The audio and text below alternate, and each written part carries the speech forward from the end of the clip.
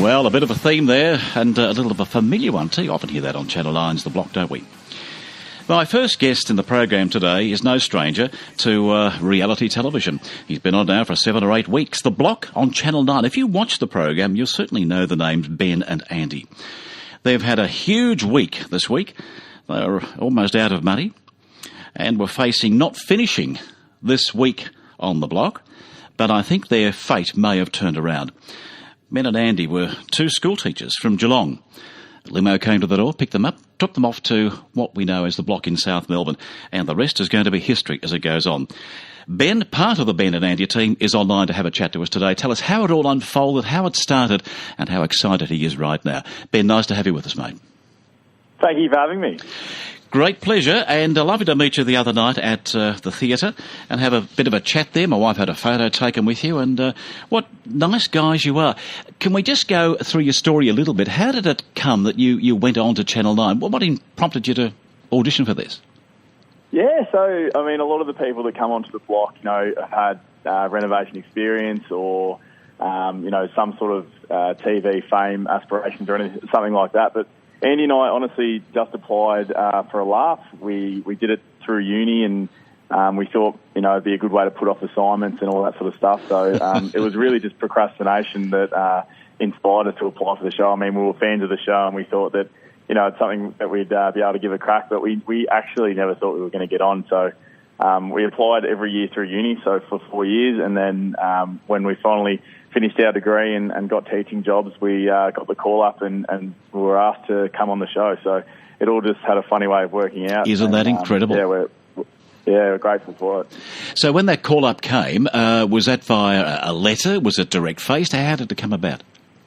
So with the casting agency, you're always in touch with them for, meetings and interviews and all that sort of stuff, so they can really find out about who you are. And we got a call one day coming home from school to say that there would be another one over Skype. And so we rushed home to get in front of the computer, and next thing you know, Scotty Cam sits down in front of the laptop and says, you're on The Block. So it wasn't even a welcome or anything like that, or have a think about it. It was just Scotty Cam sitting down and saying, here you are, here's your opportunity, let's go. Did you get cold feet at that time?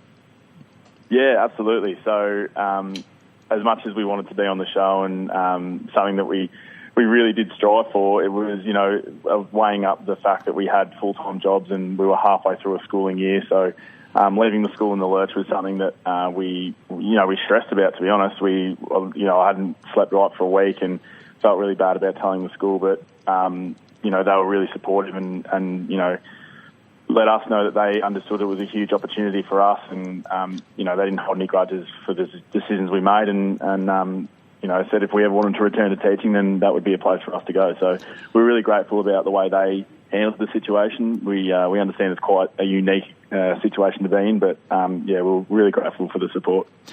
Ben, it's a huge commitment to make, isn't it, for all of you for that matter, but to pack up your bags and go off to the Block there at Channel 9. You've done away with your family, so as to speak, and you're marooned up there all by yourselves. How are you coping? Yeah, it was definitely the hardest experience I've ever had in my life, and I think I can speak for Andy when I say the same thing for him. It was, a unique experience where contact with family is very low. We were lucky enough that we live in Geelong, that we were able to see them probably once a week for about an hour. And that was partly, just mum coming up or partners coming up and things like that. So it wasn't everyone at once, but, just that little bit of home sort of made it a little bit easier. But, for Andy and I, it was really good because, being mates, it wasn't that, tiptoeing on eggshells in a relationship. It was just, the brutal honesty between both of us, and it allowed us to have a lot of fun while we were here, and we really enjoyed the experience together. Yeah, well, as you said there, you mentioned the relationships, and of course the others on the team with you, they're in relationships, it's not married, but you guys are purely friends. How do you get along together? Yeah, we knew coming into this that we're not really the sort to fight with each other or hold arguments or grudges or anything like that with each other. And, as stubborn as we both are when making decisions, we sort of have that attitude towards each other that, this is going to be a really fun experience and whatever happens, happens. So I guess, a really carefree attitude and a willingness to just try everything and anything that comes our way is helping us. And you can see when watching it on the TV, we are having a good time, and we really enjoyed, all of it, not just the good times, but also when, you're up with no sleep and it doesn't look like you're going to finish a room. We just enjoyed the experience of being there, and we had a ball. Let's talk about not finishing the room, because you headed over to Tasmania this week on the show. You've come back. I don't know how you guys do all of this and still try and get finished. So many of the contestants on the show look like they won't finish when it comes up to reveal on Sunday. Now, you'd know the truth of that, and you can't tell me at this stage, and I won't press you for it. But it looks like you guys will finish, and it was suggested last night in one of the previews you may even finish by default. How does that make you feel? Yeah, I mean, coming into the competition, we didn't think we were going to outstyle anyone, so I think winning by default was something more that we thought was going to happen. But yes. Watching the show, and reading comments on social media, people believe, like they're saying that there's no way that these things get done in a week, but literally it is Monday to Sunday getting these rooms done. So having 2 days away in Tasmania and then coming back, so losing 2 days in your build and still having to present your entry, hallway, laundry and water closet is legit. I can't stress that enough. But you guys came back and nothing had been done, had it? Yeah, so there was a bit of a dust-up with a couple of our builders, and it sort of was a bit of a standstill with Kim and Chris's plumber, so there wasn't a lot of progress being made in our apartment, but I guess it was the same for everyone. Everyone lost the same amount of time for us, so we're not here saying that we're at a disadvantage because of that. So I think with Andy and I and our attitudes towards this whole thing meant that, it wasn't just a case of sulking up about the time we lost. It was just, let's get on with it and do the best we can, and that's exactly what we did. I think you refer to the Western Australians as being the seniors, if not the retirement village. And referring to the retirement village, I think they had to pull their floor up last night, didn't they? Yeah, so the RL, which is the floor height that every apartment is given, so it is equal to the entry in the foyer's hallway, the floor level, meant that they built their floor too high, so once they laid their tiles and the glue down, it was going to have a little step up, so they had to pull their floor up, and downstairs with Will and Carly, their concrete had been laid too high as well, so they had to grind theirs back. So there's issues there, and that whole drama of the show is, will they finish and will they get it done in time? Ben, you had a bit of a win yourself last night because you were out shopping, something you hadn't done before. Yeah, I don't know if I'd call that a win, but with the situation we were in, it was purely on time efficiency. I backed myself to be a little bit quicker than Andy in shopping. Well, you were very fast, unless it was going in fast motion for us on TV. No, that's exactly how it was. I walked into Freedom with a coffee and walked out with the same coffee. So it certainly didn't take me that long to shop. Whether that's a good or bad thing, and there wasn't a lot of thought process going into the decisions being made. But hopefully watching Andy, the Style King, in the weeks gone by, I might have picked up a thing or two. You both had no knowledge of styling, did you, before you went on this? No, so we played a game of table tennis to decide who would shop because we both didn't want to do it. As you see in the show, a lot of the judges' feedback is focused around the styling choices you make. So it certainly wasn't the pressure that both of us wanted. So luckily for me, I won the game of table tennis by a mile, and Andy was stuck shopping. Well, you might have won that one, but you lost the other night, and you lost $500. Yeah, well, in my defence, I mean, a good tradesman never blames his tools, but the bats we were using weren't fantastic. But Keith and Dan are actually pretty good at table tennis. We didn't see that one coming. No, it comes out that way, doesn't it? It's really, really good. Have you enjoyed yourself?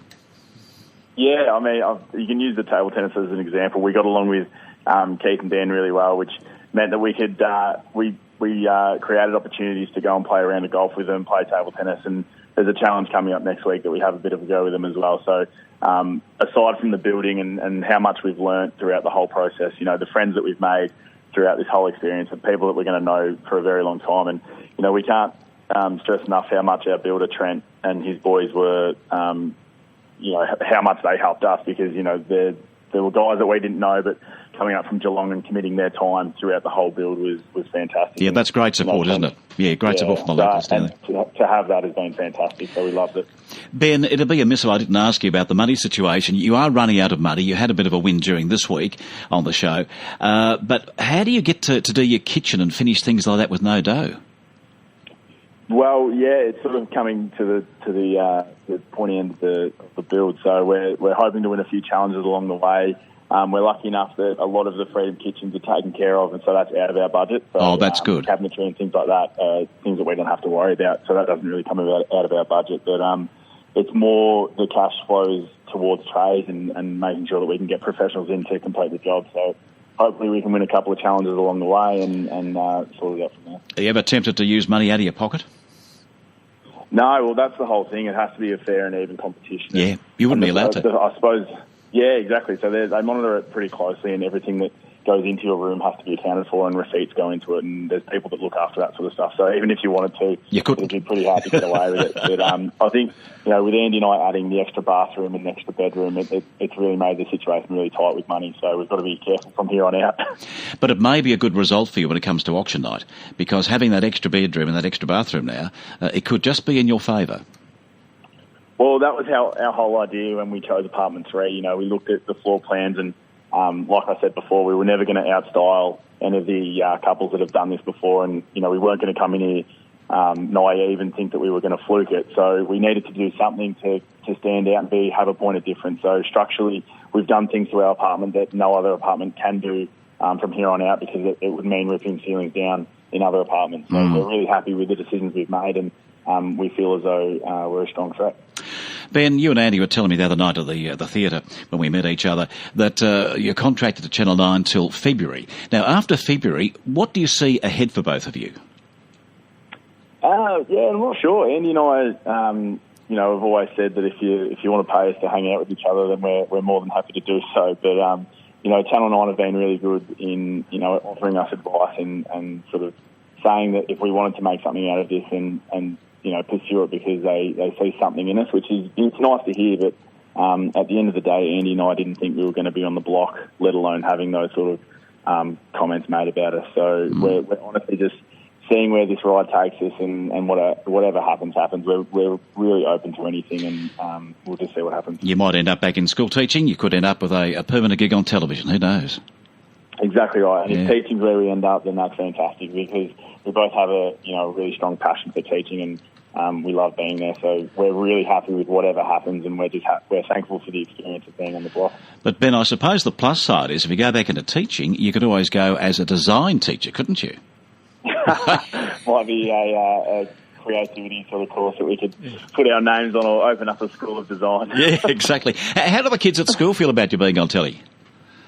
Yeah, it's sort of mixed. There's a lot of principals that sort of go, well, we don't really want to disrupt the students too much with you coming back into the school and things like that. But, I've been doing a bit of sub-teaching, and the kids have been fantastic. They're really excited, and a lot of positive comments about it also.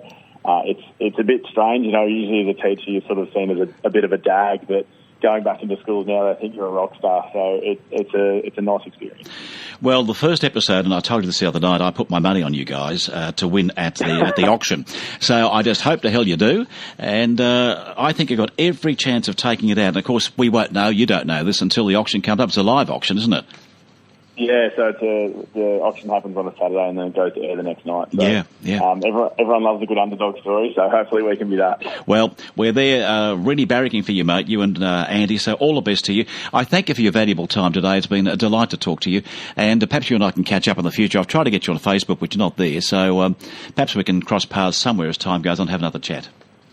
Yeah, absolutely. Thank you so much for having me.